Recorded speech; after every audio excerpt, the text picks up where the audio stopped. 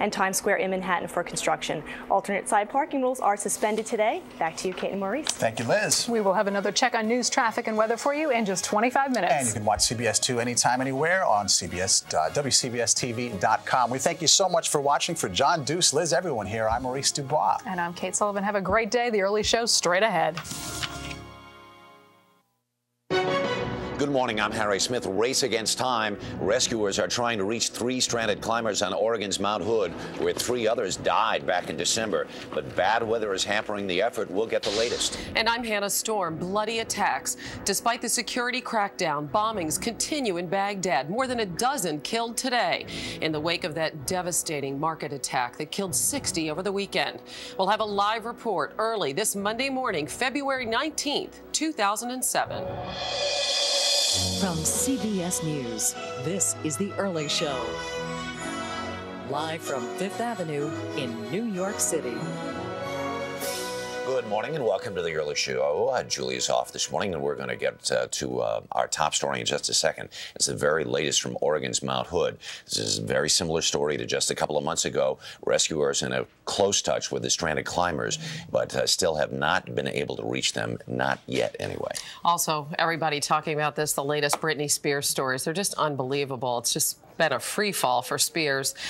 Over the weekend, she shaves her head, gets a couple of tattoos Friday night, and there are reports about a very short 24-hour trip to rehab. So we'll be sorting that all out this morning. And also this morning, a disturbing missing person story. You may have seen her face on Without a Trace last night. A 4-year-old girl stolen from her father. We're going to talk to him and find out how you can help. First, though, let's get right to our top story. That's the rescue on Mount Hood in Oregon. It's the same mountain where, despite a massive rescue effort, 3 climbers died in December. This time so far, everyone appears safe, but that doesn't mean rescuers are not concerned. Alana Adams of our Portland station, KOIN, has the latest. Started as an overnight camping trip on the mountain for 8 local climbers, but the conditions changed on the way down Sunday morning. Got off track and they ended up going down into White River Canyon. Trevor Liston of Portland tells us he watched 3 members of his climbing party fall down the canyon. He and the other 5 stayed put, called 911, and dug a snow cave for warmth. When rescuers arrived, they say the group was cold and ready to leave. While Liston and the others warmed up, their thoughts were still on their friends left on the mountain. They actually got on foot and continued downward from where they were when they took their spill down into the canyon, and they're down into a flat plateau area. So we've got a better idea where they are now. We're starting to send rescue efforts in that direction. Rescuers set in above and below the possible location of the climbers. A phone call to the 3 around 7:30 found all in good spirits and trying to trudge down the mountain. They've traveled. We have formulas as to how far, how fast people can go, things like that. I do know that they're cold. I do know that they are still, all of them are still able to communicate. They're all still in good spirits, and they're just hoping that rescuers find them soon. But whiteout conditions and winds slowed the search, even though both the searchers and climbers are in a hurry to get off the mountain. In the last cell phone call with the 3 missing climbers, we're told they are wet and cold and camped out for tonight in their sleeping bags. But rescuers are continuing to walk up the mountain to try and find them. Reporting at Mount Hood, Alana Adams, CBS News. Sarah Brown is with Mountain Wave Emergency Communications, a group coordinating the rescue operation. Sarah, good morning. Thanks for being with us. What is the status of this rescue operation right now? Right now we have one team of 6 that's currently making its way up the canyon that the fallen hikers are believed to be in, and they are getting closer and closer to them every minute. Can you describe the terrain that they're in? They seem to have fallen off of a cliff. How far down do they go, and what kind of terrain are they stuck in, or are they stuck for that matter? Actually, it's unclear at this point exactly how far they fell, and they are in some ice and snow and rocks, and there's actually not enough snow for them to build a snow cave in right now. Right. So do you know, are they trying to move? Are they huddled down? Are they hunkered down? Are they trying to stay in one spot? And if they stay in one spot, will it be easier for the rescuers to find them? It will definitely be easier for them to find, for us to find them if they're all in one spot. And they are hunkered down. We believe that they are on top of a tarp, and All three of them are together. They're huddling, and they do have also a black lab with them. So they've got a dog with them. Now they have one of these these locator devices. So you have very good information in terms of the exact specific spot where they are, GPS, etc. Now it doesn't use GPS. Actually, what it does is it transmits an intermittent signal on a radio frequency. And then given that, we can take some specialized equipment and attempt to figure out precisely where it is. We know pretty much where they are. We're pretty certain that they're within about a quarter-mile circle, but that's still not entirely precise when you consider the conditions that we're in right now. Right, because up on the mountain, is it as bad as it was yesterday? Because we had winds, of more than 70 miles an hour up there. Well, right now they're reporting winds of about 30, gusting to about 30. So right. it's not quite that bad, but there is blowing snow and there is quite a bit of snow coming down. So it does make visibility very, very limited. All right. Well, Sarah, thank you very much for your time and good luck to everybody out there today. Take care. No problem. Thank you, Harry. Right. For more news, let's go over to the news desk. Russ Mitchell is with us this morning. Good morning, Russ. Good morning, Harry, and good morning, everyone. In Iraq, insurgents continue to defy a U.S. crackdown, and for the second day in a row, set off a string of deadly attacks. CBS News chief foreign correspondent Lara Logan is live in Baghdad with the latest. Lara, good morning. Good morning, Russ. Well, suicide bombers and gunmen struck in Iraqi towns to the north, south and west of Baghdad today, while U.S. and Iraqi forces continued their efforts to try and secure the capital. But a string of attacks here showed just how difficult that task will be. This was one of several bombings in Baghdad today, meant to send a message that the new security plan cannot succeed and deepen the wounds already dividing this bloodied nation. The relentless bloodshed here has touched every life and left Iraqi society in tatters. The simple task of trying to feed your family can and often does put you in the hospital, as it did for these people, struck by yet another market bombing. This one in a Baghdad market Sunday that killed at least 60 and wounded dozens more. It shattered the brief calm that settled on Baghdad during the first few days of the security crackdown. But no one here expected that to last, in spite of grand claims made by officials and the show of force by U.S. troops as they went door to door, searching houses and patrolling markets. For some, the extra Iraqi military presence on the streets of the capital means there's at least a chance of better security. But for many, these checkpoints can also mean death. Militias and insurgents use them as a cover to kidnap and murder, so civilians never know what to expect. Every checkpoint, people here say, is a lottery. Although much of the U.S. effort here has focused on Baghdad, fighting and operations in other parts of the country have continued, claiming at least 10 U.S. lives in the past 5 days since the security crackdown began. Russ? Lara Logan in Baghdad. Thank you very much. Back in Washington, Senate Democrats want to shift the debate on the Iraq war from a resolution to a revision. CBS News senior White House correspondent Bill Plant is live with more on that. Bill, good morning to you. Good morning to you, Russ. A majority of the Senate voted over the weekend to open debate on the Iraq war, but there weren't enough votes to actually do that. So, Senate Democrats are trying to keep up the pressure on Iraq by altering or changing the vote which gave the president the authority to go to war. So I've been working with some of my colleagues to try to convince them that that's the way to go, to repeal and restate the president's authority, make it clear that the purpose that he has troops in there is to, in fact, protect against al-Qaeda gaining chunks of territory, training the Iraqi forces, force protection, and for our forces. It's not to get in the midst of a civil war. But despite recent votes against sending more troops to Iraq in both the House and the Senate, the reality is that any actual legislation to control funding or restrict the president's authority isn't likely to be signed by the president. And I think the president would veto it, and the veto would be upheld. I think the point that Senator Biden is making, however, is that there is public pressure. Certainly public opinion is out there that influenced the votes that we've just seen. But Democrats, armed with polls indicating that the public is tired of the war, promise to continue trying to limit the president's options. My belief is that we have to start thinking hard about a changed mission in Iraq for our military forces, support them in that mission, but not an open-ended commitment to the Iraqis, not direct involvement in combat operations in their civil war. Sometime soon, the House will have to vote on the president's request for $93 billion in additional funding for Iraq. And the White House is arguing that any conditions on funding amount to lack of support for the troops. Members of Congress are going to have to ask themselves, do you really want to stop supporting people who've gone into the field to try to win a war right in the middle of a new operation? The public is divided. In most surveys, about two-thirds oppose the troop buildup, but the same number oppose cutting aid or cutting money for the troops in Iraq. Russ? Bill Plant at the White House. Thanks a lot. The Pentagon is investigating the cause of a deadly helicopter crash in Afghanistan. 8 U.S. troops died when the chopper went down on Sunday. The military has ruled out enemy fire. The pilot radioed that he was having engine problems. And in sports, it was as close as it gets at NASCAR's Daytona 500.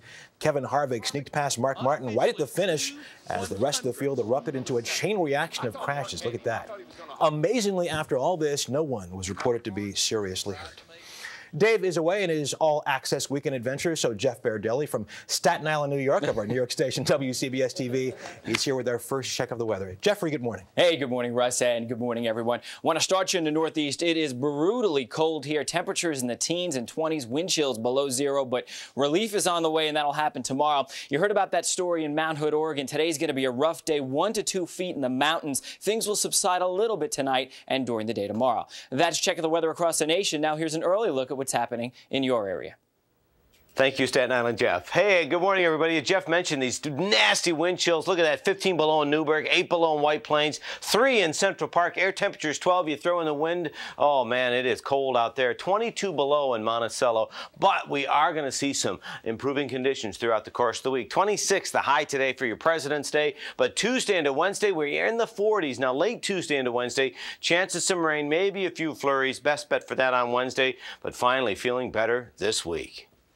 And that's your latest weather forecast. Now over to you, Hannah. Thanks, Jeff. Today and tomorrow are the most important days in a long time for New Orleans. That's because they are the last 2 days of Mardi Gras, and the Crescent City's business community needs a big boost. Early Show national correspondent Tracy Smith is live in New Orleans with more. Good morning, Tracy. Good morning, Hannah. Right, the good news is that so many businesses have come back to New Orleans that they actually issued a new Yellow Pages 6 months early. But despite the bigger phone book, many people here say if this Mardi Gras isn't a raging success, they might just have to pack up and leave. If you stay in the tourist spots like Bourbon Street, you might think Katrina was just some bad, drunken dream. But talk to local business owners and you unmask the real New Orleans 18 months after the storm. Sometimes you wonder, what am I doing here? The Guccione sisters sold Mardi Gras masks out of their shop in the French Quarter for 13 years until Katrina forced them to shut it down. We're making like 1/10 of the money and our cost of living has doubled easily. They're holding on, selling masks from home, hoping this Mardi Gras might pull them through. Are we going to be able to reopen our shop? That's the main question. There's more to these parades than just beads and booze. If last year's Mardi Gras was all about recovery, this year it's about survival. And so far, officials say the numbers look pretty good. 90% of the city's hotel rooms are full, flights here are overbooked, and parade routes are packed. To hold back a recent crime wave, there's a bigger police presence too. Cops are on 12-hour shifts and built a portable tower to keep an eye on the crowds. How do you feel walking around here? I feel pretty safe. I mean, there's hundreds of policemen. I mean, so if anything happens, I'm sure they're going to be right there. Every bead-wielding tourist matters because behind every faceless storefront they patronize, there are people like Sal Sanseri trying to keep the family oyster business alive. This is a very important weekend for us. It's important for everyone counting on Mardi Gras to put businesses back in step again. If nothing else, it's made us feel better, you know? I think we'll be a little more inspired when this is all over. But when all this is over, people like the Guccione sisters still have to deal with a cost of living that has nearly doubled. Rents, utilities, and insurance payments have all shot through the FEMA tarp-covered roof. Hannah? Tracy, it was interesting that you noted at the top about the phone book that it's actually thicker. Are there any other changes? Yeah, actually, there are fewer disaster contractors, fewer debris removal services, so that's actually a good sign. Yeah, that's nice to know. All right, the early show's Tracy Smith reporting from New Orleans this morning. Thanks, Tracy. And coming up next on the early show, has the pop princess finally flipped? The latest on Britney Spears and her shaved head and tattoos. And a little later on this morning, this little girl was stolen by her mother, missing without a trace. We'll have her story soon on the early show. Welcome back to the CBS Early Show. I'm Hannah Storm. Britney Spears had one weird weekend. On Friday night, she went to a Los Angeles hair salon where eyewitnesses say that she shaved her own head. Then she went to a tattoo parlor and got inked. One tattoo on her hip, the other on her wrist. And this was after she reportedly checked into a rehab center in the Caribbean and then checked out the next day. So what in the world is going on with Britney? Katrina Zisch is a contributing editor for Us Magazine. Good morning, Katrina. Good morning, Hannah. This is really sad to watch almost, isn't it? It seems like a free fall. It is a free fall. I think a lot of people are saying, no, she's just asserting herself. She's being a rebel. She's really showing that she doesn't want to be, under the media scrutiny anymore. She's doing her own thing. Forget it. I don't think so. I think she's having a very hard time. We're seeing somebody who doesn't know who she is or where she's going. And I think it is a cry for help. These are really impulsive decisions that she's making. Yes. There were some reports that she had been fighting with her mother, that her mother had urged her to get her act together, to become a fit mother for her two children, and that this shaving her head was an act of rebellion. Sure, there are reports out there that, as you said, that Britney had been fighting with her mom. This has not been substantiated. We know that Britney's mom is now with her in Los Angeles by her side. Oh, really? But there's only one report of this so-called fighting going on. We don't know if that's actually true. The woman who shaved her head said that Britney remarked to her, wow, my mom is not going to like this at all. Britney actually shaved her own head because the woman said she wouldn't do it. Right, she grabbed the shears and shaved her own head. Some other reports that her hair was just badly damaged from bleaching and extensions, that she was getting bald anyway. Yes, reports. Some said that her extensions were too tight. Others said that from all the processing and coloring, she was completely had damaged her hair. Again, none of this substantiated yet, but all possible. What do you know about her checking into a rehab center for just 24 hours? Yes, there were lots of reports at the end of last week that she had checked into Eric Clapton's Crossroads Rehab Center in the Caribbean, stayed there for not quite 24 hours and immediately checked out. People saying that she just got freaked out, couldn't handle it, immediately left. Any idea who urged her to get into rehab? Reportedly, her mother was the one who was suggesting that she go to rehab just to try to get herself back on track. For a substance abuse problem? That's what's unclear. As we know, rehab just seems to be a cure-all these days, whether or not you have a substance abuse problem or you have any other sort of problem. Emotional issues. Exactly right. So it just seems that, any time away from the spotlight is good time. Can you confirm that her LA homes are for sale? Because that's another report floating around. Again, there's so many reports. Nothing can be confirmed at this time. We have heard that, the reports this morning that her homes are for sale. Again, not substantiated. Now, you've just told us that her mother is with her in Los Angeles. Was her mother caring for her two young boys, and where are they? Does anybody know? Britney has been spotted without her kids. Again, nobody knows exactly where they are. One can assume they are probably with her mom, who has taken care of them before. But again, they were not with her on the night of her haircutting spree. Has she gone too far? Is it possible for her to become a pop star again, reclaim her image? The only way that Britney can reclaim her image is by stepping very, very far out of the spotlight for a period of time. Not so the public kind of learns to like her again, more because she needs to learn to like herself again. She needs to figure out where she's going, what she's doing. She needs a hiatus, and that's the only way to regain her career. And her hair is reportedly being sold on eBay for $1 million. $1 million, we're hearing, yes. And there's some fake hair out there as well. I don't know who's buying it for $1 million.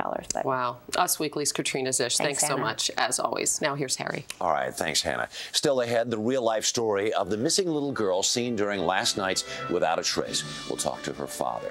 Plus, the latest bizarre turn in the Anna Nicole Smith case. Lots to talk about there, too. First, these messages and your local news. Hi, it's Anna Nicole. This portion of the early show sponsored by Capital One. What's in your wallet?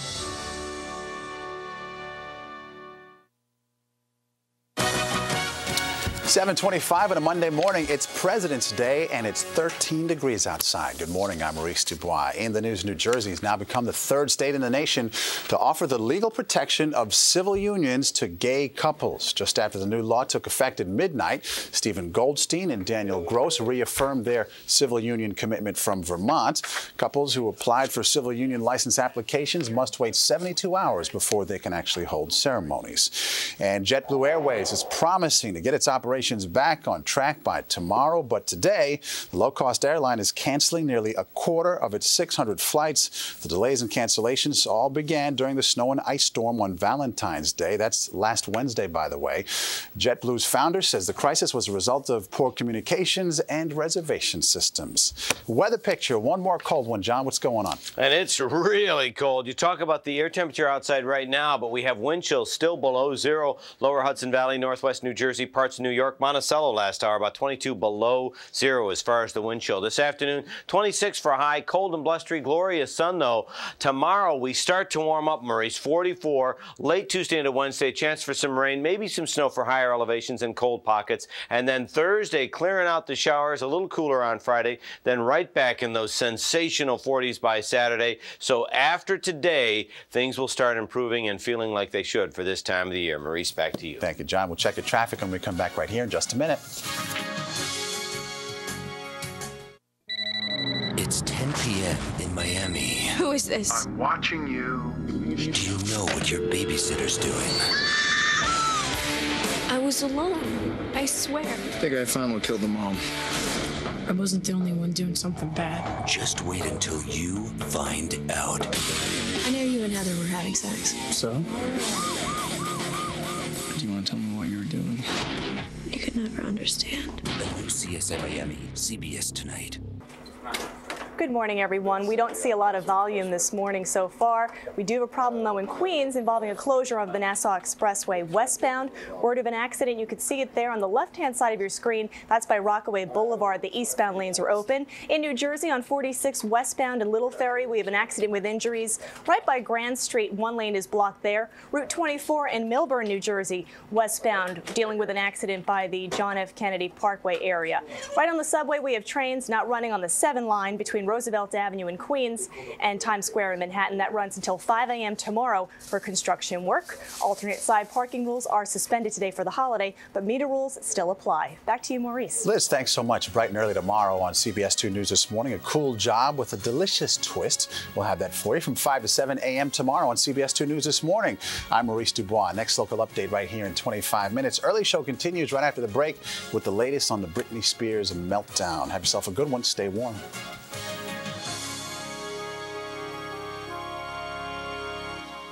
Living healthy, wealthy, and wise. Expert advice today on CBS 2 News at 5. The tabloids are calling her Britney Sheers. A hair-raising weekend, wigging out all the jokes, all the tabloid headlines as the pop star's buzz cut has just fueled so much talk over the weekend. But many supporters really fear that this late stunt is a serious cry for help. And coming up, we're going to take a closer look at Britney's career and it seems personal free-fall. It's just so sad to watch as we welcome you all back to the early show this morning. Also ahead this morning on the early show, the latest in a missing person case from Without a Trace. 4-year-old Bianca Dominic, who was taken across the Pacific by a mother who had no legal right to do so. We're going to meet Bianca's father, who has not seen his daughter in over 2 years. But first, more on Britney Spears' close shave in the weekend that made headlines around the world. E! Entertainment reporter Juliana DePandy followed the singer's trail and caught up with some stunned witnesses. She's sometimes blonde, sometimes brunette, and now she's bald. This weekend, Britney Spears popped into a local hair salon, surprising the owner just as she was closing. I let her in, she went in, sat up my chair and said, I want to shave my hair off. And I said, no, you don't. I said, please, let's not have a hormonal moment. Owner Esther Taknazi says while she stepped away to make a phone call, Britney grabbed the shears and began shaving. Did she appear to be on something? I mean, because women don't just do this out of nowhere. I don't know. She just was so monotoned and so, emotionless, except for when she said, oh my God, my mom's going to be really upset, and she had tears in her eyes. After bolting out the back door of the hair salon, Britney traveled a few miles east where she stumbled upon this tattoo parlor and asked for 2 tattoos, pink lips on her wrist and a cross on her hip. Since her split from husband Kevin Federline, Britney's life has been one public embarrassment after another. Endless partying, sometimes without underwear, very questionable outfits, and now this. Like all hairdressers, Esther doubles as a therapist and has her own theories as to what's going on. There's got to be deeper issues. I did say to her, why are you doing this? Is it to have a new start and start fresh? And she said, oh, yeah. The hairdresser may be right about a fresh start. There are reports Britney's 2 Los Angeles homes are now up for sale. For The Early Show, Juliana DePandy, CBS News, Los Angeles. Now let's get some insight from a real therapist. Dr. Britney Marshall is a practicing psychoanalyst. Good morning, Dr. Marshall. Good morning, Hannah. How do you explain Britney's bizarre behavior over the weekend? What is this that we're watching? Well, I think we could safely say this is a form of acting out behavior. Acting out is what young people do when they don't yet know how to process, understand, and express what's happening to them. And with acting out, there's usually a component of hostility. So say a young woman might dye her hair purple because she's mad at her parents and wants to get back at them. So let's take a look at what this symbolized for Britney. I think the salon owner is right. It could have been a fresh start, a new beginning. It could have been in her own distorted way. She wanted to get rid of the superficial and get down to something real and meaningful. But most likely she wanted to take back control of her life. You know, her management team and stylists probably control her hair as a way of controlling her image and her career. And in removing the hair, she removes their vehicle for controlling her. And I think she said the hair extensions were too tight. She may feel that the control is too tight. What about reports that she'd been fighting with her mother? Her mother was trying to have her get her act together and that this was some sort of act of rebellion. Well, I think it could be an act of rebellion. There was also a rumor that she went into rehab for a day. If her mother or family members staged an intervention, she went into rehab against her will, discharged herself prematurely, she could be having a heightened sense of being controlled. I think we could safely say that this represents bad judgment because when her little children see her, they're going to be frightened by the fact that she's bald. This could hurt her in a custody suit. And also it's very self-destructive because her hair is a vital and important part of her career. When you talk about self-destructive and you look at the totality of what she did the other night, not just shaving her head, but then going to a tattoo parlor and getting a couple of tattoos, just what she was doing to her body and what she looks like. What does that say to you? Well, the one thought came to my mind was self-mutilation, but also she's branding herself. She may feel, hey, look, everyone else has branded her image. Now she is branding herself. If I were her therapist, I would help her to understand that being helped is not the same as being controlled. I would help her to use her words to express her experiences rather than acting out behavior, help her to learn to stand up for herself in more appropriate ways, and that giving in does not mean being maneuvered by the people around her. Really quickly, do you think she can turn it around? And what needs to happen in that regard? I think she can turn it around if she really understands what is happening to her. You know, most teenagers and young people in their 20s, they leave home for a while, they go to college, they get their first jobs, and they separate and individuate. And she has not perhaps had that opportunity. So I think if she steps out of the limelight, she understands what's happening. This is not a true disaster because she can always put the hair back on, right, and understand her experience. Well, let's hope so for her sake and that of her 2 young boys, too. Dr. Bethany Marshall, thank you so much. You're welcome. And now with more news, here's Russ Mitchell. Good morning, Hannah, and good morning, everyone. Little progress at the Mideast peace talks today. Secretary of State Condoleezza Rice met with Israel's prime minister and the Palestinian president. She said the two agreed to move toward peace and would meet again soon. It seems that JetBlue cannot shake the blues. The airline canceled more flights again today as it tries to recover from last week's snowstorm. JetBlue's chief executive said he's humiliated and mortified at the breakdown. CBS News correspondent Michelle Miller reports. It's been 5 days since massive cancellations and flight delays left JetBlue passengers stranded, and the bad news just doesn't stop. Today, nearly 25% of all flights are off the board. The same was true this weekend. It got so bad Sunday that 2 pilots took a $360 taxi ride to upstate New York, commandeered an unused plane, and flew it to Kennedy Airport to pick up grounded passengers desperate to get to Florida. They, not their employer, got the glory. What has happened to the envy of the industry, the personification of cost effectiveness and efficiency? They're a victim of their own success. But crisis manager Richard Levick says there's an opportunity here.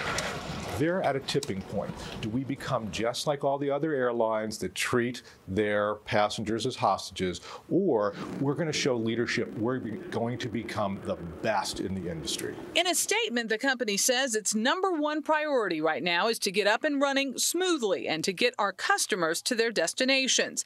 And they're making an effort. The company is not only canceling flights, it's adding charters and even booking passengers on competing airlines. Some seem willing to forgive. To a point. If today goes well, then it won't change my perspective. If it doesn't go well, then I'll rethink using JetBlue again. The test comes Tuesday when business travelers get back on board and JetBlue hopes to be back on track with or without their True Blue customer base. Michelle Miller, CBS News, New York. And investigators looking into a mishap at Cleveland's International Airport. A commuter plane slid off a snowy runway Sunday and pierced a fence. No injuries were reported. The flight from Atlanta was carrying 75 people. And now let's go back to Jeff Baradelli for our second check of the weather this morning. Hello, Jeff. Hey, good morning, Russ. Good morning, everyone. The big story is the breakdown of this very cold pattern and finally some rest for the weary in the eastern half of the nation, especially. Today, temperatures in the 70s in Texas. It might finally get above 32 degrees in Chicago for the first time in 3 weeks. And that warm air will be spreading towards the east and towards the northeast as we head into tomorrow. Beautiful sunshine from the Lone Star State to the Sunshine State during the day today. That's check of the weather across the nation. Now here's an early look at what's going on in your area. Thank you, Jeff. Hi, everybody. And the warm air in the plains Jeff's talking about, well, it heads our way tomorrow, but right now it's cold. Wind chill in the city right now, 3, 6 in Sussex, 8 below White Plains, 22 below in Monticello, below 0 Long Island, and 2 below in Greenwich. 5-day forecast, though, 5+2 for you on 2. 26 today, 44 for your Tuesday. Chance of rain, snow late Tuesday into Wednesday. Staying in the 40s, though. Cooler on Friday, but still in the nice 40s for the weekend. And that's your latest weather forecast. Now over to you, Harry. Thanks very much, Jeff. Up next, this little girl was stolen from her father's custody. He'll give us an update in just a bit. This is The Early Show on CBS. Next, E.T. and the Insider. Anna Nicole breaking developments. Her body, her burial, her baby today. Plus, new revelations from the bodyguard. His last words to Anna. If you got anything in you, baby girl, please come back. And this shocking new bombshell. I know what she died of. Then, Christy Brinkley, the new interview, Life After Peter Cook. I've spent a lot of time on my horses galloping down the trails. Plus, the bride who thinks her bridesmaids are too fat. Next, E.T. and Insider. Tonight at 7, only on CBS 2. This just into the WCBS newsroom. Bloomberg is declaring war. Gas prices skyrocketing. When you need the latest news. The car bomb exploded in Baghdad. Immigrants are rallying. Burning warehouses here along the Brooklyn waterfront. When you need traffic and weather together. Lincoln's are at least 45 minutes away. Torrential rains, lightning, and thunder. When you need to know, we've got you covered. WCBS 880 at WCBS880.com. We are News Radio.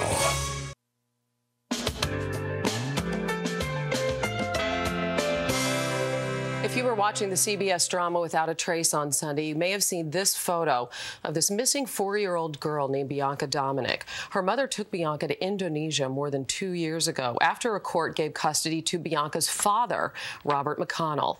Her dad joins us along with FBI Special Agent Scott Wilson. Good morning, gentlemen. Good morning. Good morning. Scott, real quickly, can you bring us up to date on the case? What's the latest?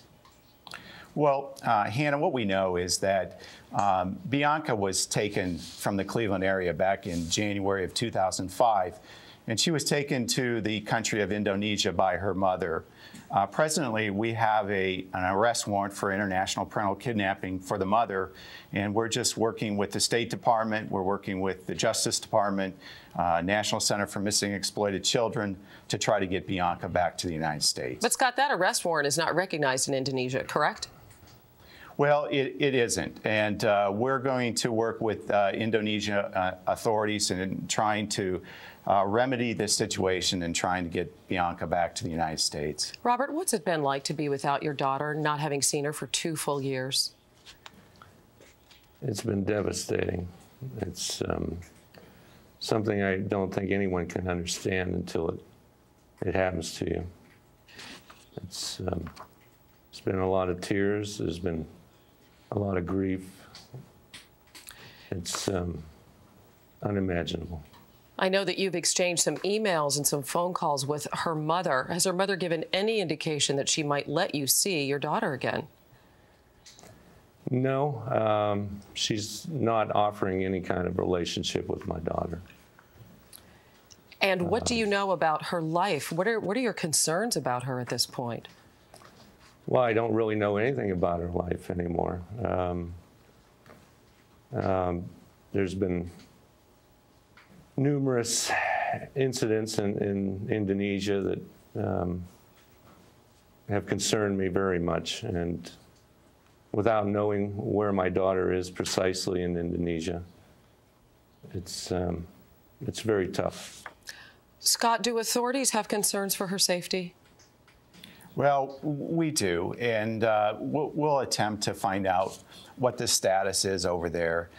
Certainly, we'll do whatever we can to work with the Indonesian authorities in checking up on her, and then trying to do something where we can remedy the situation and bring her back to the United States. Robert, if you could say something to your daughter, what sort of message would you like to send? It's just that I love her with all my heart. And I look forward to the day that she returns. Well, she is absolutely precious, and we do hope that that day happens for you. Robert McConnell and Agent Scott Wilson, we thank you so much for joining us this morning. Thank you, Hannah. Thank you very much. All right, you're welcome. If you have any information that could help authorities, please call the Cleveland FBI office at 216-522-1400. You can also contact your local FBI office. Coming up next, maybe you can avoid the Monday blues today because it's a holiday, but we will tell you how to knock them out for good. And still ahead, some good, solid advice to knock out computer spam. You're watching The Early Show on CBS.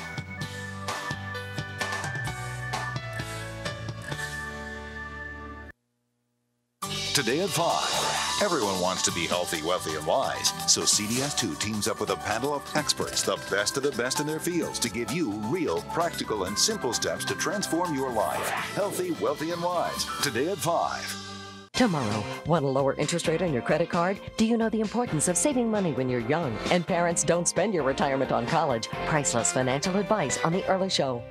Today. You're the best liar I know. Everything is making sense.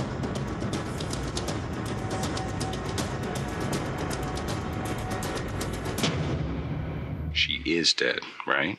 I'm not ruling anything out. The Young and the Restless, today. The Early Show continues now from the General Motors Building in New York City. This morning in Health Watch, the Monday blues. A lot of us don't feel good at the start of the work week, and it's not just in your head, folks. Dr. Eric Braverman, a leading expert in mind and body medicine, is the author of several books, including Younger You. And he's with us in the studio this morning. Is there really such a thing as the Monday blues? Absolutely. Everything adds up this time of year. The weekend adds up. The starting of your work, you don't feel like work is as good as you thought it was. Your family didn't quite recharge you. Your relationships weren't as smooth. It's been months now without sunlight. It's cold winter. The holiday harmony season has worn off. All right, you've convinced where's the me. spring? You've convinced it's out me. there. All right, now I do actually have the Monday blues. What can I do while I'm at work today to help alleviate some of that stuff? You can stretch. You can, take a walk out in the sunshine, get out of the office. You can humidify your office. You can drink more fluids. And you can do all sorts of special eating of foods like fruits, vegetables, teas. If you eat summer, you feel summer. Really? Yeah, you eat the rainbow of different colored foods and spices. You can change the way you feel by eating properly, not too heavy. What about what's going on in our homes? Are there things that we do wrong over the weekend that help sort of exacerbate this Monday blues? Absolutely. The blues are beatable at home. They're beatable in the workplace. You got to humidify your home. You got to get it well dusted. You got to get it ventilated. You got to exercise at home. You got to eat right. And you really, it's key not to overheat. Particularly in New York, we have a lot of dry, heated buildings. And it just wears out the sinuses. You can clean out your sinuses with either steam or you can, what we call nasal douche them, which is put some saline into your sinuses, and you can really make yourself feel lighter and healthier if you take good care of yourself. So you really, basically what I'm hearing you say is that if you just feel better physically, a lot of the other stuff is going to follow along afterwards. Absolutely. You can lift yourself, and the key is to plan for your weekends, because remember, the winter blues hit you on Monday. Monday's increased stroke, increased heart attack, because it all adds up. A bad weekend. I mean, that's statistically proven. Proven. Monday, Blue Monday is associated with increased heart attack, increased stroke, increased poor health events. Because the weekend adds up, so you have to plan during the middle of the week for the weekend. Make sure you have something that's really great for your family, meet the needs of others, but don't forget to meet the needs of yourself, and also give your work a little bit of a forethought. How you're going to make your workplace a happier place to work at, you know, whether it means getting, shipping some fruits and vegetables to your work spot. It means bringing in some food and putting it in the fridge. It means making sure that you have scheduled lunches and stretches and do some things that's fun. This really sounds to me, you've got to be proactive about this. A lot of us, we get into our work spot and we just feel like we're kind of the victims of our workplace and whatever. If you want to change things, you've got to change the things in yourself. You can beat the blues easily. Just don't let them drag you on and don't let them perpetuate themselves, because you can even buy a white light sunbox that will brighten up your room. You can change the blues to happiness. Spring's on the way. I'm feeling better already. That's great. I'm going to start singing. All right, Dr. Eric Braverman, thanks so much. Still to come, the Anna Nicole scandal, what it means for her companion and for a leading Bahamian official. We'll be right back. CBS Health Watch, sponsored by NyQuil, cold relief for a great night's sleep. Remember one of the big catchphrases from Sex and the City turned into a book called "He's Just Not That Into You"? Well, that really got everybody's attention, right? He's back with a new edition. We'll have that after these messages. When a single woman has money. The Early Show is always on CBSNews.com, sponsored in part by Walmart. When you plan the perfect game time party at Walmart, you feel like celebrating. Look for the game time display at Walmart. Tonight. Can you feel it, Dave? When Jim Carrey visits Dave. There's no feeling like it, man. You never know what's going to happen. And then you'll see. And the Daytona 500 winner, all new tonight. 7:55 now, 13 degrees on this President's Day Monday morning. Good morning, I'm Maurice Dubois. In the news, police in Arizona are now investigating an apparent murder-suicide that left two women from Long Island dead. 20-year-old Arizona State University student Carol Kestenbaum of Belmore was gunned down early yesterday, along with her friend, 20-year-old Nicole Schiffman of Merrick. Police say the shooter, identified as 22-year-old Joshua Mendel, then turned the gun on himself. JetBlue Airways is promising to get its operations back on track by tomorrow, but today, the low-cost airline is canceling nearly a quarter of its 600 flights. The delays and cancellations started during the snow and ice storm on Valentine's Day last Wednesday. JetBlue is offering refunds or vouchers to stranded passengers. And the Long Island Power Authority says it will inspect all transmission lines along Long Island Railroad tracks after two recent incidents involving downed wires. Massive delays left thousands of passengers stranded earlier this month when a line fell across tracks just east of the Valley Stream Station. In the second incident, a wire fell across the tracks near the Seaford Station during the Valentine's Day storm. No storms today, John, but it's ice cold out there. And you know what, Maurice? It's also very windy, so you've got cold air temperature and these gusty winds that really are howling out there. So your wind chills, single digits for most areas and well below 0 there in Newburgh. 15 below, that's what it feels like, combining that cold air and these gusty winds. Very windy in the city. We've got 3 below in Islip, 7 below West Hampton, 2 below in Greenwich. It's cold out there, single digits for New Jersey as well. But the good news is, Maurice, for everybody, after a chilly 26 for this President's Day, we're in the 40s where we should be Tuesday into Wednesday. Better bet for some rain and snow. Few pockets of snow on Wednesday, and then cold on Friday before we warm things up again for you on Saturday and Sunday. So at least, Maurice, we're working in the right direction. Which is toward next weekend. Thank you, John. Going to take a break. Check your traffic right here in just a moment.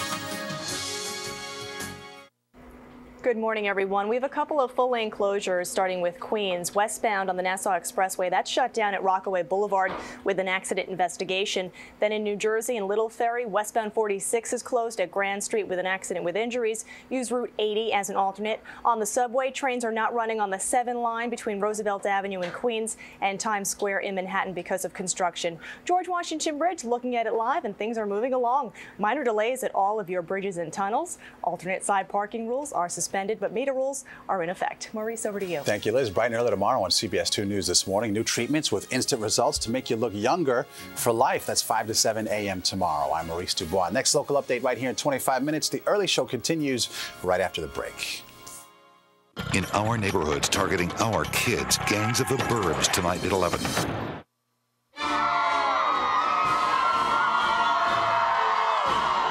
Welcome back to the early show, everybody, on a chilly Monday here in New York City. Hannah Storm, Harry Smith, Julie Chen's off. We have a great crowd of folks from North Carolina, just outside of Charlotte. They're here.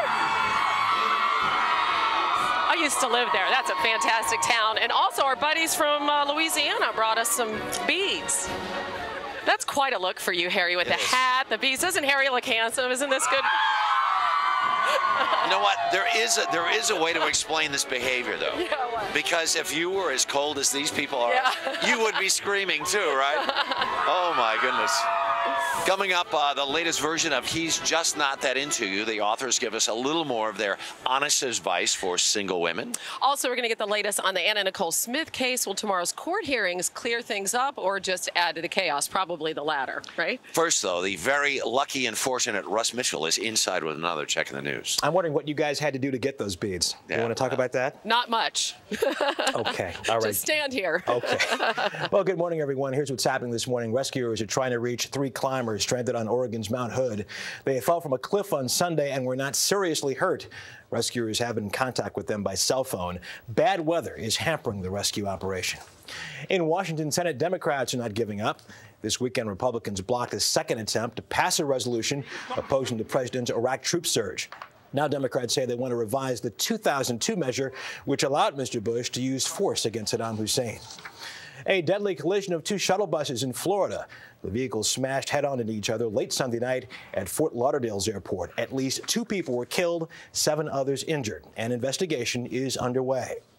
More JetBlue woes. The airline today has canceled more than 100 flights. It was overwhelmed by a storm last week in the east, but it hopes to be fully operational by Tuesday. JetBlue's chief executive said he is humiliated and mortified by the airline's breakdown. Sunday marked the beginning of the Chinese New Year. Thousands flocked to a Beijing temple to mark the start of the Year of the Pig. New York's Chinatown hosted traditional celebrations as well. People born in the Year of the Pig are said to be lucky and prosperous. And the Bahamas immigration minister resigned today, apologizing for his relationship with Anna Nicole Smith. It is just the latest twist in this strange case, and as CBS News correspondent Kelly Cobiero tells us, it may only get worse tomorrow. Everybody, look, would you knock it off? The media storm swirling around the legal fight over Anna Nicole Smith's burial is about to intensify into a full-blown hurricane. We're pushing! Wow. When Howard K. Stern, under the orders of a judge, returns to South Florida Tuesday for the first time since Smith's death. This is a struggle for all of us. Right. Let everyone perspire here. Stern is named as executor in Smith's only will, written in 2001 and revealed in court Friday. It makes no mention of burial plans. But Stern is expected to testify Tuesday that Anna Nicole wanted to be buried next to her son Daniel in the Bahamas, even buying extra plots when Daniel died. The lawyer for Smith's mother, Virgie Arthur, will try to discredit him. Perhaps he will question the state of mind of Anna Nicole Smith at the time the will was executed. And he plans to call his own witness, Virgie Arthur, and possibly Smith's former boyfriend, Larry Burkhead, as well, to make his case that Arthur should be allowed to bury her daughter in her home state of Texas.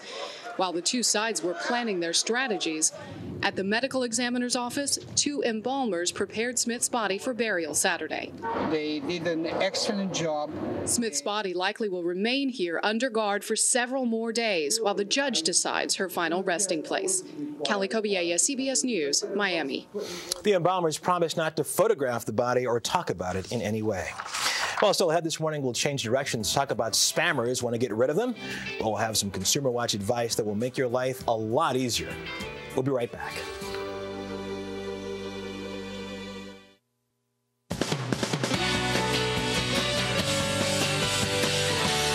On Friday in Orlando, Dave kicked off a new season of All Access Adventures, taking a lucky person off for a deluxe weekend in Rio de Janeiro, Brazil. Dave sent us this video postcard to tell us what they've been up to. Hey guys, greetings from sunny, hot Rio de Janeiro. I'm here with Cherise. Hey everyone. All right, the good news is we're having an incredible time. Let's see, we have samba, we have eaten, we have carnival, we've gone to Copacabana Beach in the background.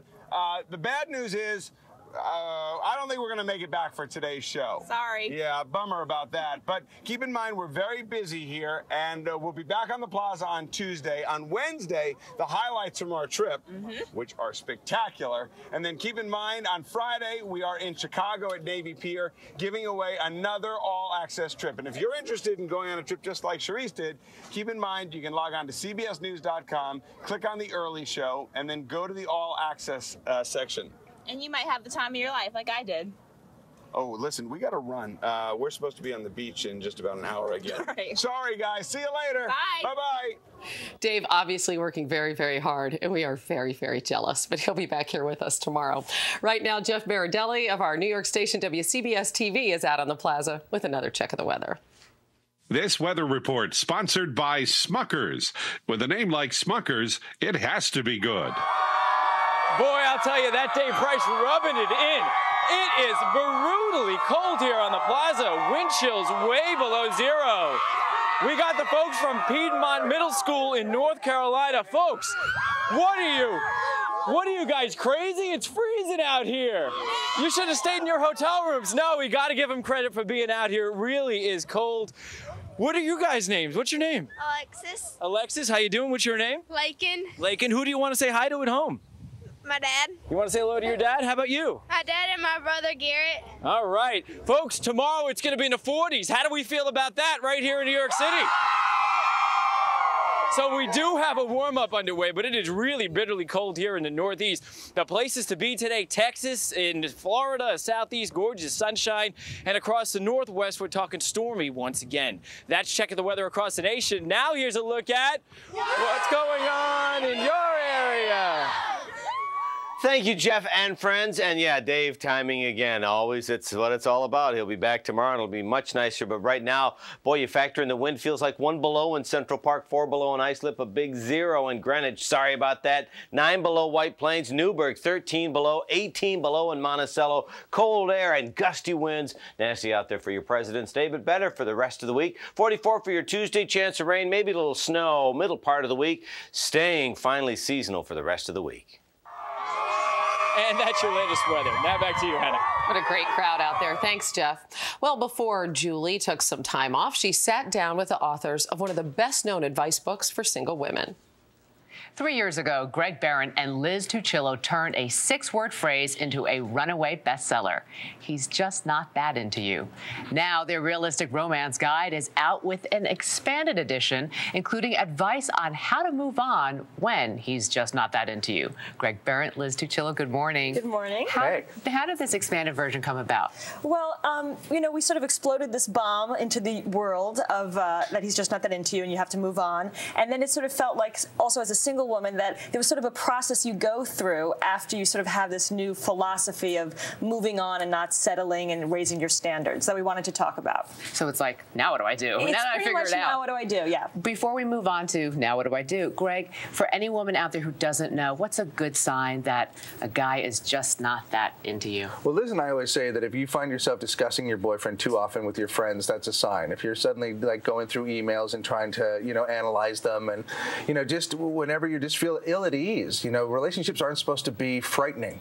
And when you feel that knot in your stomach too consistently, you got to go, this isn't working out. Okay. Also, if he's married to somebody else, problematic for the relationship. That's a big sign. Yeah. Okay. Yeah, so trying to move on, you say that most women, once they figure it out, there are typically 4 stages they go through, and they are exultation, loneliness, temptation, and balance.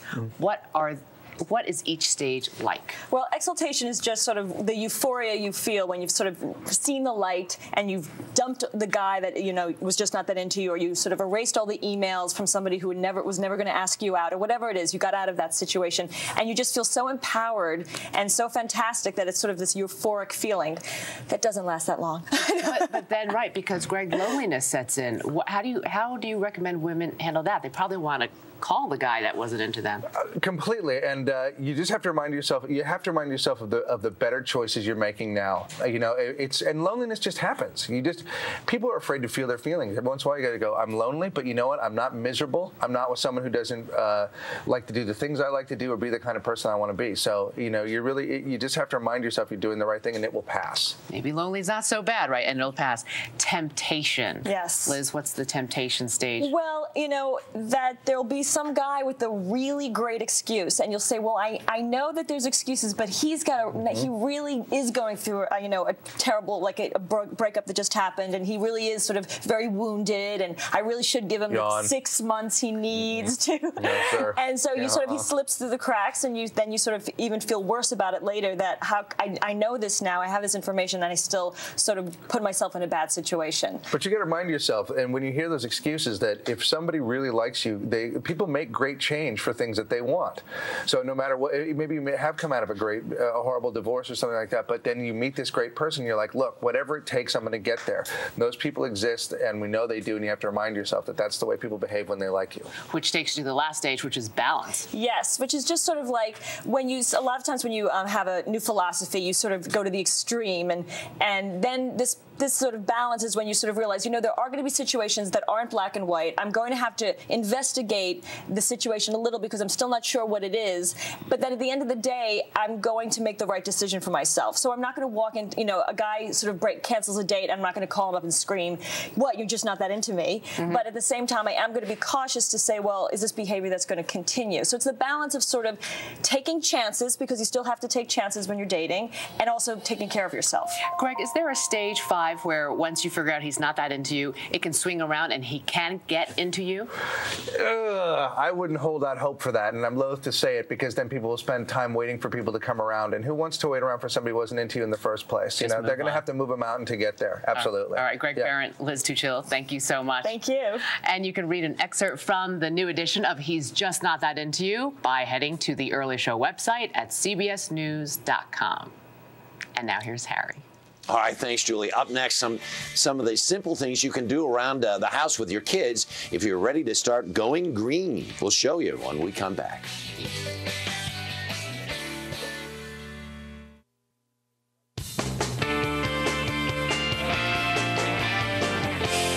This week, we're going to be looking at ways to make our lives better for the environment. We hear a lot about global warming, but the advice we always get isn't perhaps realistic. So the March issue of Parents Magazine focuses on some simple changes that any family can make. And Kate Lawler is the executive editor. She joins us this morning. Good morning. Good morning. To see you. Thank you. So we've got lots of helpful hints. And one of the things you say is you can start right in your kid's bathroom sink, right?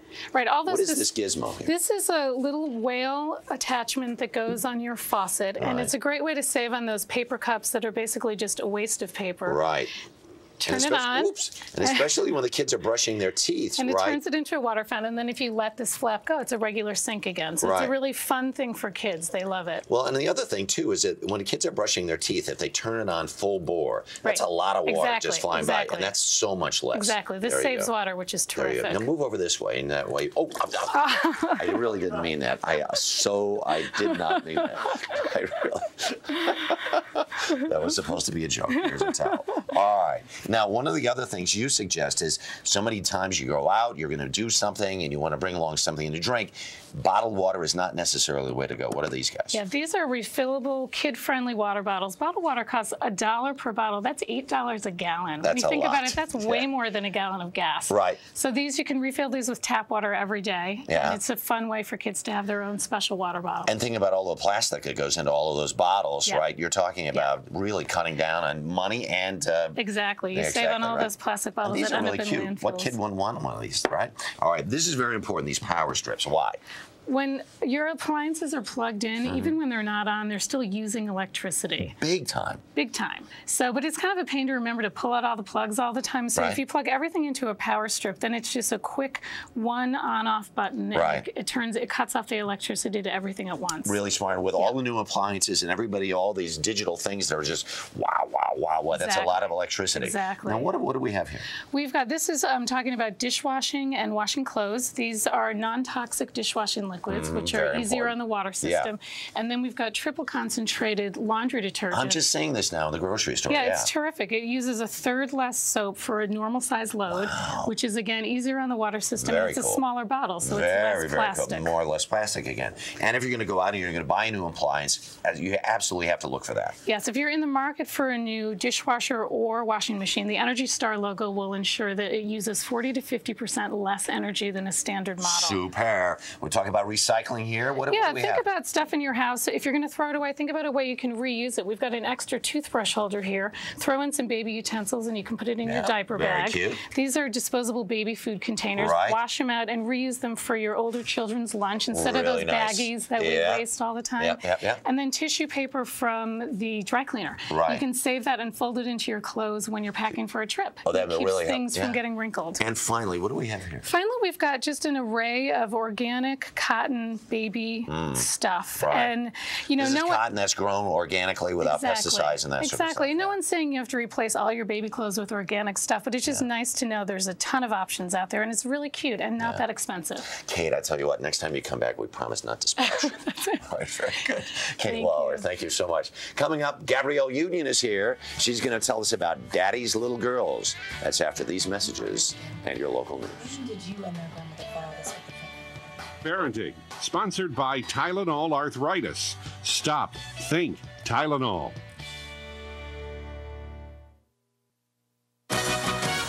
Good morning, everyone. 8:25 on this Monday morning. I'm Kate Sullivan. In the news right now, New Jersey has now become the third state in the nation to offer the legal protection of civil unions to gay couples. Just after the new law went into effect at midnight, Stephen Goldstein and Daniel Gross reaffirmed their Vermont civil union. Couples that applied for civil union license applications must wait 72 hours before they can hold ceremonies. JetBlue Airways is promising to get its operations back on track by tomorrow. But today, the low-cost airline is canceling nearly a quarter of its 600 flights. The delays and cancellations started during the snow and ice storm on Valentine's Day. Quick-thinking Long Island teenager is being hailed as a hero after a dramatic rescue. 3 brothers tried to cross the frozen canal in Belmore when the ice gave way. They all fell in. 18-year-old Tommy Rosati was sleeping when his mother saw the accident, wearing only shorts and a T-shirt. He bolted out of bed and ran outside to pull the boys to safety. That is a hero. John Elliott here with your exclusive forecast from CBS 2 and the Weather Channel. Another cold day. And you know what, Kate? Even though it doesn't feel like it today, the ice will be melting over the course of the next few days. Cold and blustery today. Gusty winds out of the northwest. A lot of wind chill still below zero right now. Tomorrow, though, warm air returns. We do have a chance of showers, maybe a few flurries late on your Tuesday, but you will start to feel the heat, and it will feel good. Today, as you mentioned, though, Kate, for President's Day, cold, 26 for the high. Tuesday into Wednesday, we're in the 40s. That's going to just feel great. Thursday, 41, a little cooler Friday as we dry things out, but back in the 40s for the weekend. So hang on, better weather heading headed your way right now, headed right back to Kate. We will hang on. Thank you, John, and we'll be right back with an update on your traffic. Stay with us. Tonight, I am in the prime of my life. Is Charlie getting too old? Let's go to a club. It's 11 o'clock. So we'll get there early. For the bachelor lifestyle, this is the hippest club in town. You're standing in line in a dank alley in the middle of the urine district. A new 2.5 Men. Then, get a bigger bed. We've had one for 10 years. We're like boxers. When we're done mixing it up, we like to go to our own corners. Rules of engagement. And the rounds never last more than 3 minutes. The hit comedy, After 2.5 Men, CBS tonight. Happy President's Day from all of us at CBS 2. Good morning. If you have to hit the road this morning, we have a very good ride along the New Jersey Turnpike, traveling by Newark Airport. Looking great here through the car and the truck lanes, and light traffic on the Grand Central Parkway. Decent ride for you as you pass by LaGuardia Airport into the Brooklyn-Queens Expressway. Continuing in Queens, the Nassau Expressway has been reopened westbound at Rockaway Boulevard. That accident investigation has been cleared. And we do have in the Corona section of Queens, 41st Avenue closed at 97th Street because of a broken water main, and there's no subway service on the 7 line between Roosevelt Avenue and Queens and Times Square until 5 a.m. tomorrow because of construction. Alternate side parking rules are suspended, but meter rules are in effect. Back to you. Liz, thank you very much. Coming up tomorrow on CBS 2 News this morning, a cool job with a delicious twist. I'm Kate Sullivan. We're back with another local news update in 25 minutes. Have a great day. We'll see you in 25. The big mother-in-law blow-up in Dr. Phil's man camp. Tomorrow, want a lower interest rate on your credit card? Do you know the importance of saving money when you're young? And parents, don't spend your retirement on college. Our expert has some priceless financial advice. That plus Keith Urban. Tomorrow on The Early Show. Welcome back to The Early Show, everybody. It is -5 wind chill out here on our plaza. So thanks to all the fine folks from the Carolinas and Louisiana who showed up this morning. I'm Hannah Storm, out here by myself. Harry's inside and Russ is inside. I'm here for you guys. Look at this guy. I am not Hannibal Lecter, but he is nice and cold. And thanks to our great crews out here all morning, freezing. So they go underappreciated, but they are a bunch of tough guys. In just a few minutes, we're going to talk to actress Gabrielle Union about her romantic new movie, Daddy's Little Girls. And super stylist David Evangelista shows us how to put those nice soft curls in your hair like all the Hollywood starlets are wearing right now. But first, in the nice toasty studio, let's go to Harry with this morning's Consumer Watch.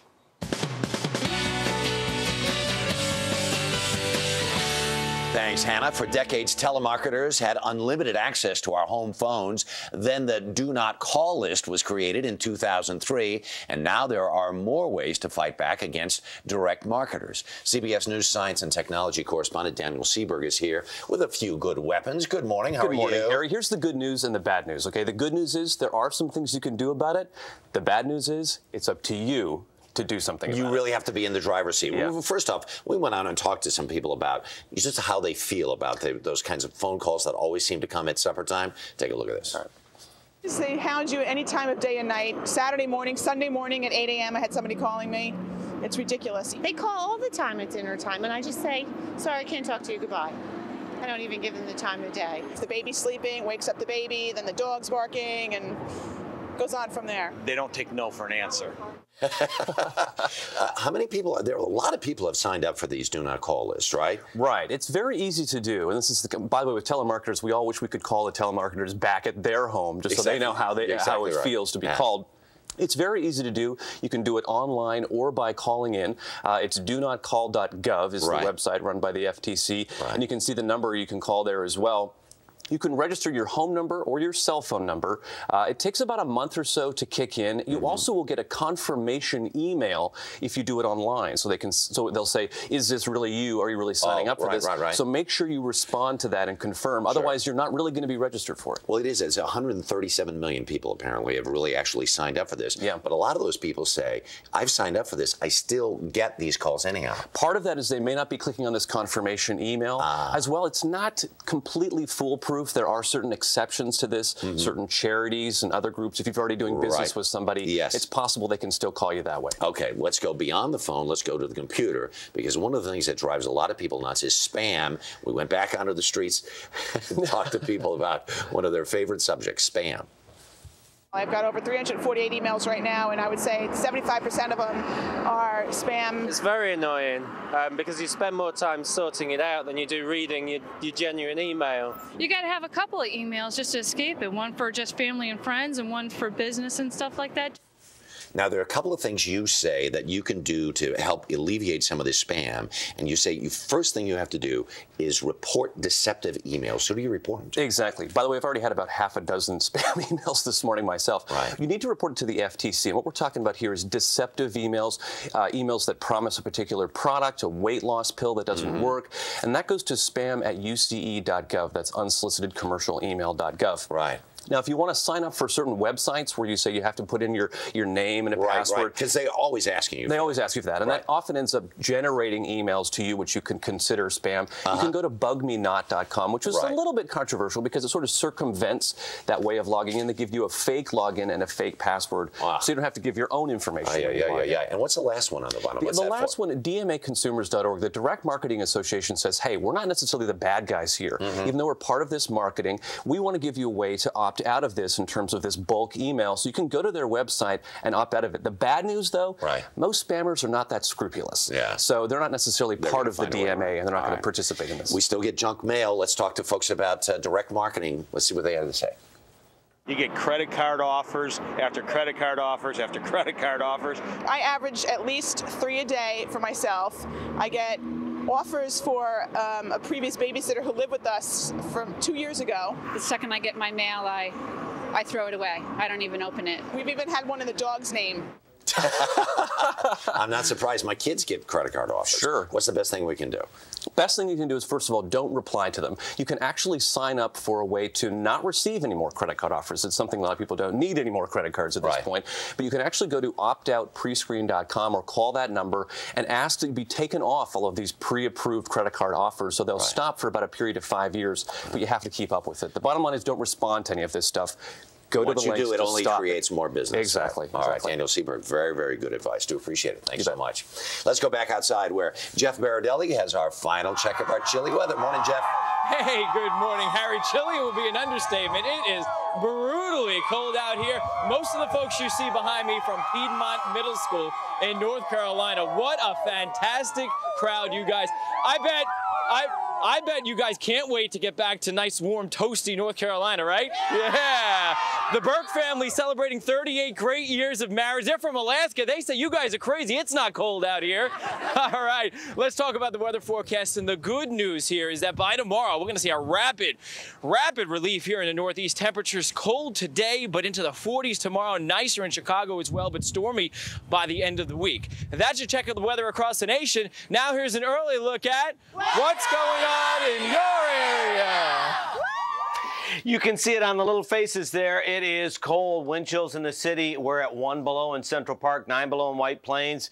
Not even 1 in Greenwich, 13 below in Newburgh. Very, very cold temperatures out there. But as Jeff mentioned, and we can back up right now, we are going to see a quick turnaround. We'll have temperatures in the 40s Tuesday into Wednesday. Chance of some showers, maybe a few flurries Wednesday. That's going to be the best bet for precipitation throughout the course of the week. But the good news is we're warming up. And now back inside to where it's about 60 degrees warmer. Here's Hannah. Thanks, Jeff. Come on back in here and thaw out. Well, celebrities inspire all sorts of trends, no matter what they do. And right now, with awards season in full swing, celebrity hairstyles are all about those gorgeous, soft curls. And actually, you can have them, too. Our stylist to the stars, David Evangelista, is here to show us how. Hi, David. Good morning. Happy curly Monday. I know. Well, it's such a fun look. We were actually all doing it down in Miami for the Super Bowl because it was so humid down there. Plus, you know, with the Grammy Awards just passed, a lot of curls on the carpet, from like tight curly to soft curly. Academy Awards this weekend. Right. And also remember for the spring, the dress is such a key item for a woman's wardrobe. It's all about the dress for the spring. So who doesn't want to have that soft, flowy, wavy hair? How long does your hair have to be to do this? I would say between the shoulder and down. Okay. Yeah. All right. So at least maybe my length and down. Yeah, or maybe like bit. right in the neck bone and down. Right. Okay. And any kind of hair can achieve this look? You can get it with straight hair, wavy hair, and super curly hair. All right. We're going to start with our straight-haired model. Okay. Yes, and she has just pinned straight hair. That's Cheney. This is Cheney. And we can take a look at her now. Take a look at her now. This is so pretty. Out. Oops, there we go. She has such gorgeous hair. Now, where do you start if you have really straight hair? First of all, I guess with one little roller out over there so you can see what we got over here. Well, you start with prepping the hair. Because her hair is so straight, we soaked it with a volumizer. We saturate the hair with a volumizer when it was 10% damp. Is that all over the hair? Or all just over the hair, from the roots to the ends. Okay. And we actually set her hair slightly damp with these Velcro rollers right over her. How damp? 10%. Okay. Damp. And we let it sit for like an hour. Wow. So maybe you would do your hair first, put your makeup on, and just You got it. And wait. remember, this is going to take a little time, whether your hair's straight, wavy, or really curly. Getting this soft curl is a little bit of time, so really allot that for yourself. Can you show us how the rollers work? What Sure, you do? definitely. When you roll it, just get it, and make sure you roll the hair around it like this. I just take it right from the middle and roll it around like that. And make sure your ends are tucked under. It's so important. And then bring it on down. Yeah, and they just stay there. Do you need sometimes a little clip or whatever? Sometimes, yeah. And remember when you take it out to like totally hold it at the base and then take it out that way. And you just, at the end, you'll just finish it off with spray. Just with your fingers, some light aerosol spray. And look at that. That's full, fat, gorgeous curls. You look on a Monday. fantastic. Who knew it? You look gorgeous. Okay, people who might have wavy hair, we're going to take a look at the technique for that. Right. So here is our wavy-haired model. Here's our wavy-haired model, Katie. I'm just going to take this little piece down, too. And what did you do? What was the process? Let's look at Katie now. So Katie, hold on, we're taking these little pieces out so she gets to look all gorgina. There she is. So good. That's a pretty significant difference. What do you do? Where do you start off if you have wavy hair? Okay, what I do is I didn't even blow dry her hair at all. I used the natural wave shed in her hair already, and what I did was I put some, I sprayed her hair with like a water bottle, dampened it a little bit, and then I took a curling iron. And what I did with the curling iron is I took the hair and I waved it. I wrapped the hair around the iron like this. Ladies at home, if you see this, wrap it around.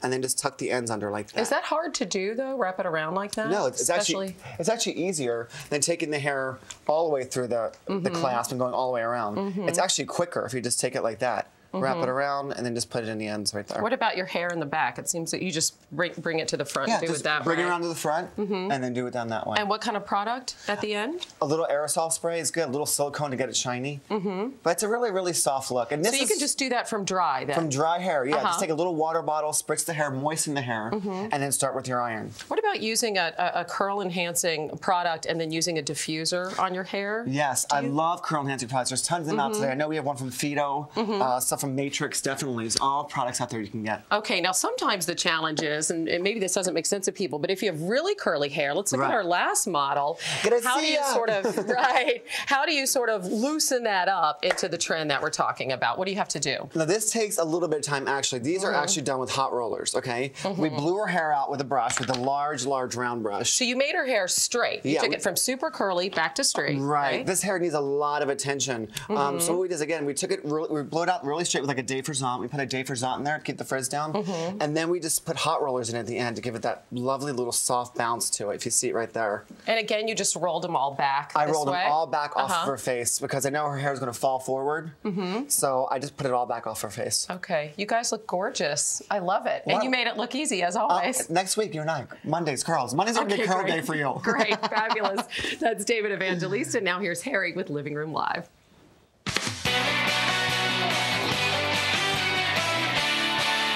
Last week on Living Room Live, Logan Hall was our viewer's choice. This morning we have the final 3 new entries for our search for young talent from homes across America. First, we have 6-year-old pianist Ethan Bortnick from his living room in Hollywood, Florida.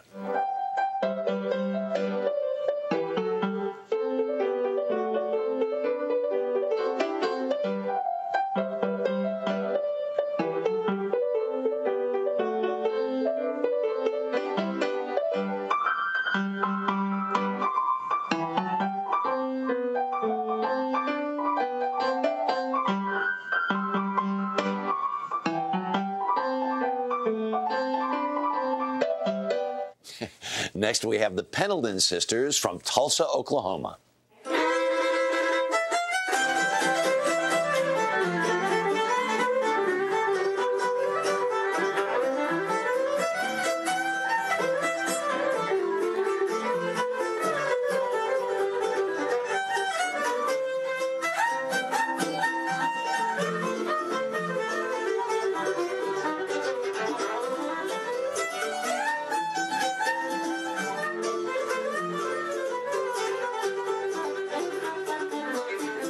And finally, the teenage rock and blues band Rosedale from Sayreville, New Jersey.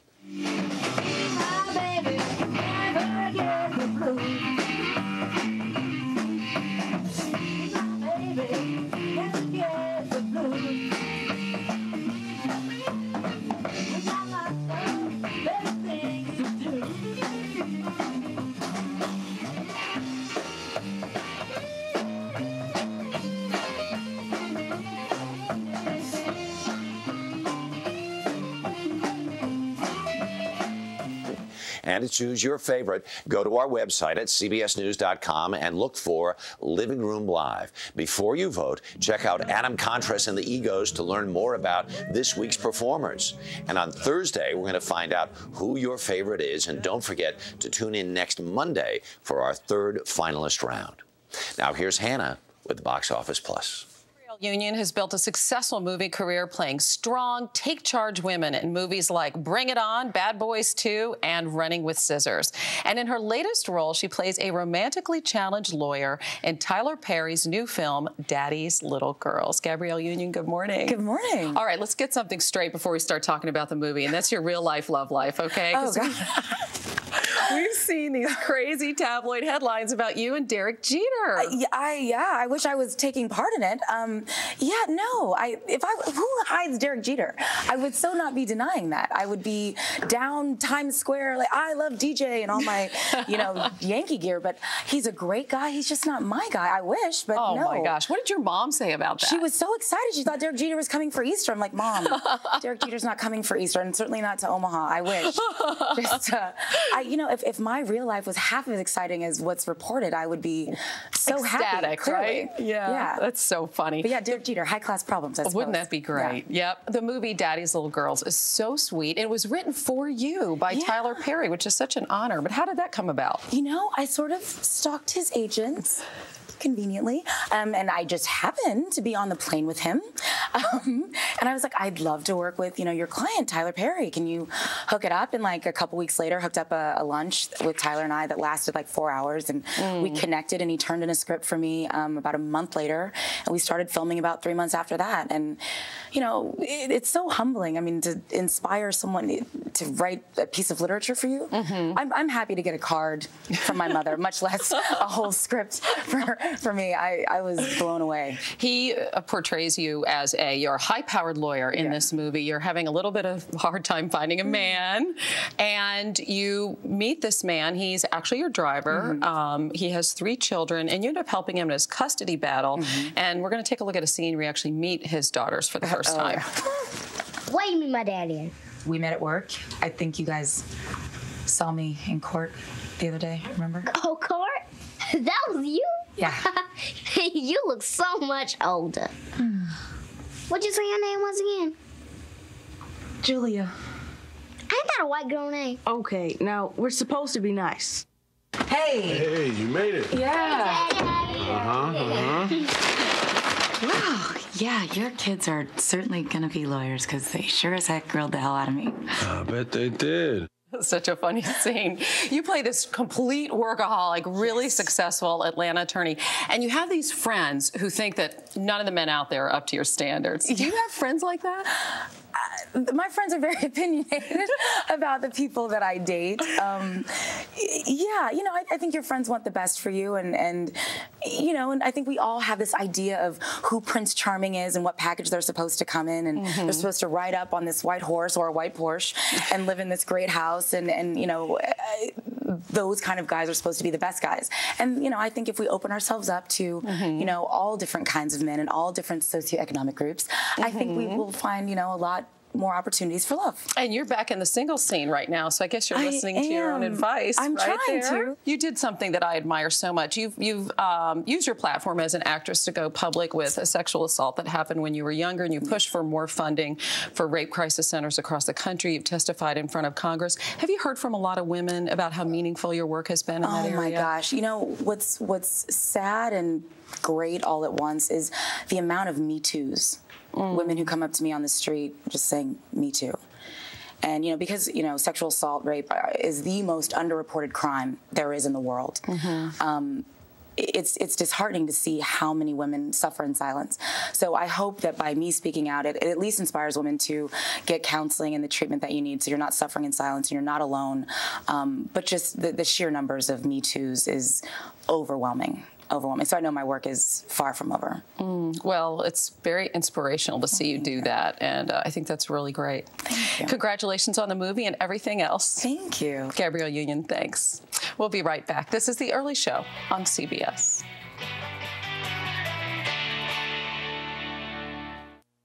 Today at 5, everyone wants to be healthy, wealthy, and wise. So CBS 2 teams up with a panel of experts, the best of the best in their fields, to give you real, practical, and simple steps to transform your life. Healthy, wealthy, and wise. Today at 5. Tonight at 11, America's toughest gangs now in our neighborhoods targeting our kids.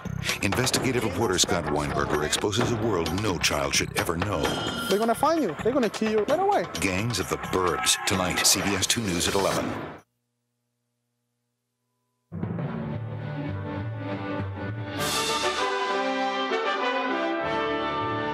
And now let's take a look at the top stories this morning. Baghdad bombings.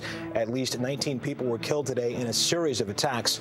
The violence comes at the start of a new security crackdown. Peace Summit. Secretary of State Condoleezza Rice met with Israeli and Palestinian leaders in Jerusalem today. Both parties said they were willing to move forward toward peace. And bald Britney. Pop star Britney Spears shaved her head over the weekend. No word on what sparked the makeover. And as your day unfolds, here's some stories you should be looking out for. New Jersey's civil unions. Beginning today, New Jersey is offering same-sex couples civil unions, which have the legal benefits of marriage but not the title. Vermont and Connecticut already allow them. Plane misery. JetBlue is canceling more flights today. The discount carrier has been scrambling to recover from a storm last week. It hopes to be back to normal on Tuesday. And President's Day. President Bush marks the holiday with a visit to Mount Vernon, where he lays a wreath at the estate of the nation's first Commander-in-Chief, George Washington. On tonight's CBS Evening News, the caregivers. Here's Katie Kirk with a preview. It's the big squeeze, millions of us caring for our children and our parents. Strategies and solutions on a special series, The Caregivers. And later this week, The American Spirit, an entrepreneur with a visionary plan to help the blind. That's this week on the CBS Evening News. We hope to see you then. And for all the latest news, you can go to our website at cbsnews.com. We dragged Russ out here finally, everybody, crazy right? Here he is.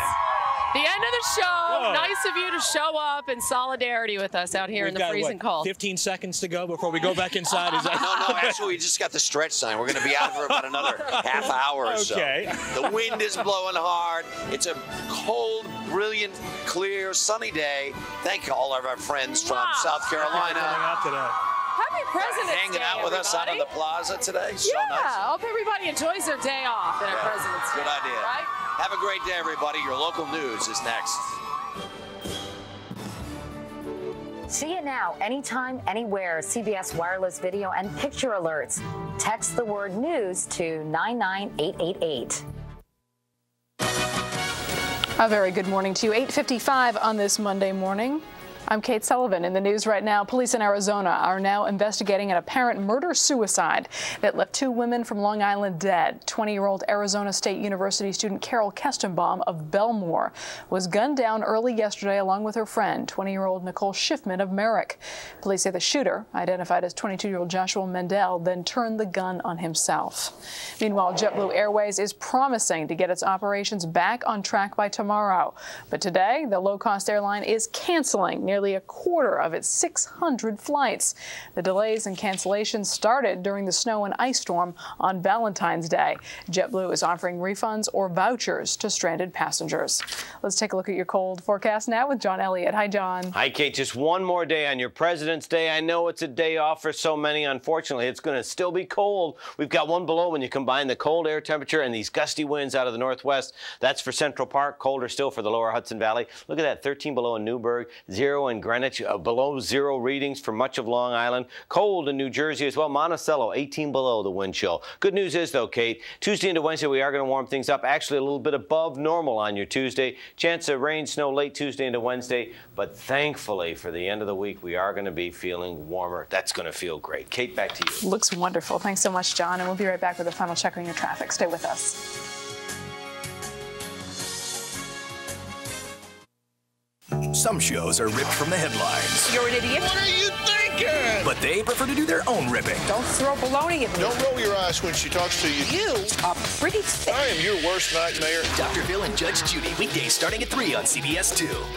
Great news for high school seniors and college undergrads. If you're between the ages of 17 and 22 and are interested in a career in broadcasting, apply for an internship here at WCBS TV. Send us a letter. Tell us why you'd like to work here. Or check out our website for more details.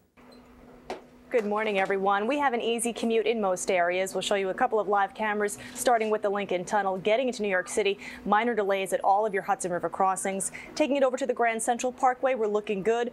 Through the Kew Gardens interchange, no delays there. In New Jersey on 280 eastbound, we have an accident by Livingston Avenue. That's exit 5. That's on the shoulder. Queensboro Bridge is slow inbound on the upper and lower levels. Use the Midtown Tunnel instead.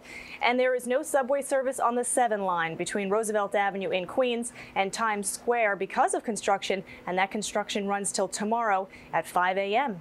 Alternate side parking rules are suspended today for the President's Day holiday, but you still have to feed the meter. Back to you, Kate. Have a good day. You too, Liz. Coming up tomorrow on CBS 2 News this morning, new treatments with instant results that can have you looking younger for life. That's tomorrow from 5 to 7 a.m. Our next newscast is coming your way at noon, and remember, we are always on at WCBSTV.com. I'm Kate Sullivan. Have a great day.